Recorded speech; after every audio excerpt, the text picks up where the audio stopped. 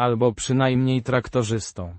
Albo, A conjunction meaning, or, pronounced, albo, with a clear, al, and a slightly shorter, bo, it presents an alternative option or possibility.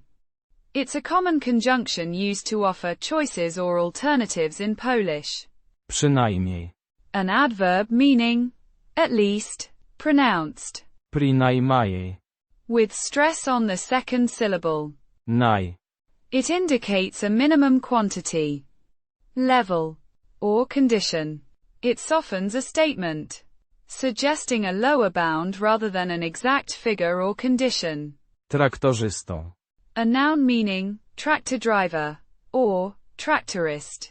Pronounced, Traktor-zis-tom. with stress on the second syllable. Tor. It's the masculine singular instrumental case form of. Traktorzysta. The instrumental case is used here to express the means or manner of something. In this case, the means of being something, at least a tractor driver. Putting it together. Albo przynajmniej traktorzystą. Means, or at least a tractor driver.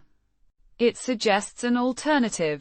Perhaps a less desirable one, but still a possibility. The sentence implies a comparison or a concession to a lower possibility.